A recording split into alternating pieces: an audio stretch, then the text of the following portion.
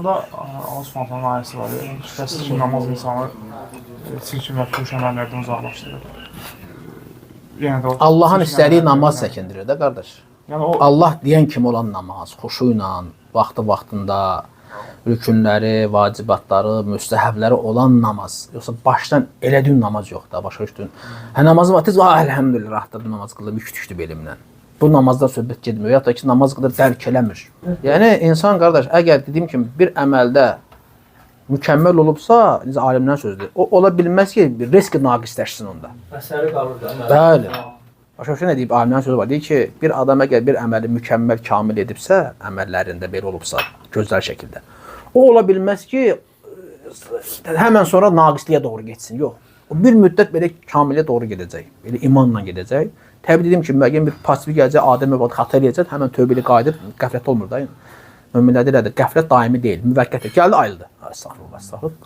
O fasik insanlar da getdi, 5-6 ay yoxa çıxdı. Kafirdə mütləq qəflətdə, ömür boyu qəflətdədir, nə Rəbb yada düşər, nə ibadət və s.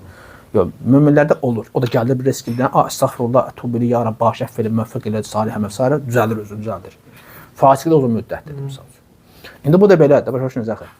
O namaz da, söhbət o Allahın dediyi namazdan. Allahın istədiyi namaz, bəli, o günahlara kəffarədir. O pis əməlləri yuyub aparır, insanların günahlarını həsənətlərə çevirir, insanı özünü düzəldir. Hər əməl elədir. Allah deyən oruc elədir. Sən Ramazanda haqqı ilə oruç tutmusansa, digər aylarda da sənə oruç tutmaq çətin olmayacaq və sən o tutduğun oruclarda da yenə günahdan uzaq durasın. Nəinki halallardan, günahlardan belə oruçlar. Ramazanda qeybət edən, nəmmamlıq eləyən, Ramazanı yatıb keçirməklə, yatmaqla keçən insan qardaş, Ramazan sonra da nəsə bir nafiləyə müvəffəq olsa orucda, həmən kimi öyle də gedəcək. Ramazan orucunda da deyək 1-4-dür. Günah da eləyəcək. Allah qorusun, hələ nə qədər haramlar var, ona düçar olur. Niyə? Ramazanda da belə idi də bu.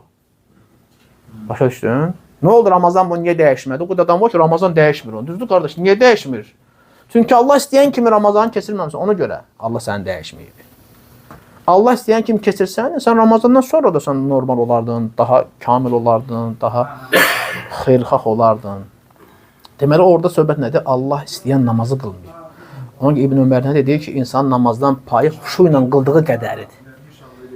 Sənin namazdan qazandığın xuşu ilə qıldığın qədəri. 2 rükətə xuşu ilə qılmısansa, o qədər qazanmısan. Bütün namazı xuşu ilə olmuşsan, sənin namaz mükafat daha çoxdur.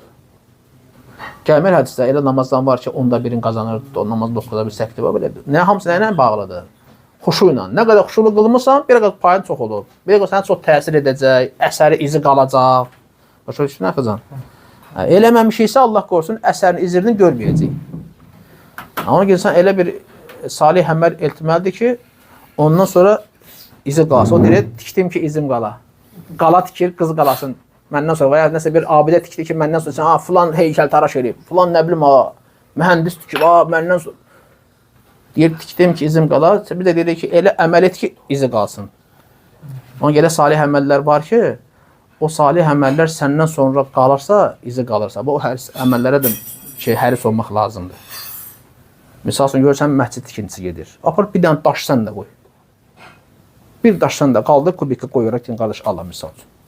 Qoy sənin izin, sənin əsərin qalsın, səndən sonra hələ savabını qazanacaqsan. Yəni, izin qalsın, demək, bu məscidi vüqar tikib, yox. Orada namaz qılacaqlar, sən hələ də qazanarsan salih əməlləri. Namaz qılındığı müddətcə sənə salih əməl gələcək. Kitab çapına nəşirsən, pul yığırlar da, Quran çapına, İbn Kəsirin təfsirinə, filan kitab. 1 manat at, o səndən də çıxsın. O kitab oxunduqca qardaş, sənin ixlasın, sənin səmimiyyətin qədərincə, nə olsun 1 manat vermirsən, o da 100 manat verir. Səndən çox verir. Lakin, sən onu 1 manat elə vermirsən ki, onun 100 manatından çox eləyib. O bəli, o həmişə deyirlər, çəkiliş gedirmi? Yoxsa necə?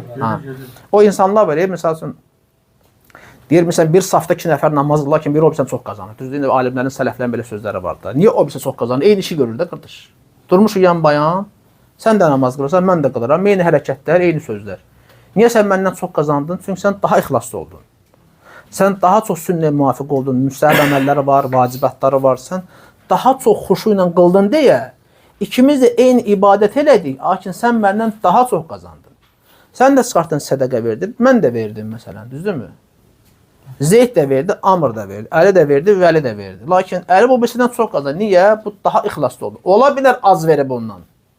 O 10 manat verib, bu 1 manat. Lakin bu elə bir ixlasdan, səmimiyyətlə verib ki, Allah Taala onu bəsləyib və qiyamət gün dağlar boyda eləyib savabını.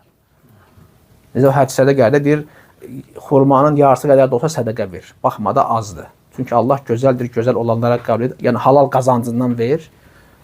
Allah Resulü təşviq edir ki, halal qazancından sədəqə çıxar. Çünki Allah gözəldir, gözəl olanı qəbul edir. Pakdır, pak olanı qəbul edir.